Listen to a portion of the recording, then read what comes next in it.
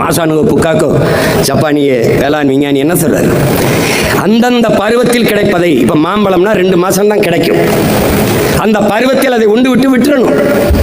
2 மாதங்கள் கிடைக்கக்கூடிய ஒன்றை எல்லா காலங்களிலும் கிடைக்க வேண்டும் என்று நீ முயற்சி செய்கிற போது இயற்கையை மீறுகிறாய், இயற்கைக்கு எதிராக இயங்குகிறாய்.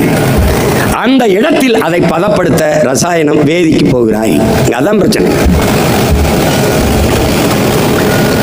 அதுதான் பிரச்சனை. இப்போ இதுக்கு என்ன மாற்று? நீ சொல்ற மீத்தேன் நீத்தேன் எடுக்காம என்ன சிமான்னு செய்யறது, நீ இந்த நிலக்கரியில மின்சாரம் எடுக்காம என்ன செய்யறது அப்படிங்கிற. இப்போ நீ கவனி, இது தீர்ந்து விடுகிற வளம் எது? மீத்தேன். நிலக்கரி தீர்ந்து விடுகிற வளம். 66 ஏக்கரை இதுவரை எடுத்திருக்கான் நெய்வேலியில், இன்னும் 26 ஏக்கரை எடுத்து நிறுத்தி வச்சிருக்கான். ஏன்? நம்ம இருக்கிறதுனால இருக்கிறதுனால.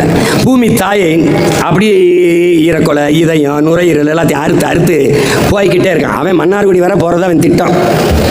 ஆனால் நீ நெய்வேலியை தாண்டக்கூடாதுங்கிறது நம்மளுடைய திட்டம். இப்போ நீ வந்தா என்ன சிவாசிமான் இழுத்து போட்டு வெளியேறு, வெளியேறா. போரின் பேரழிவிற்கு பிறகு கூட மக்களை மீள்குடியேற்றம் செஞ்சிட முடியும்.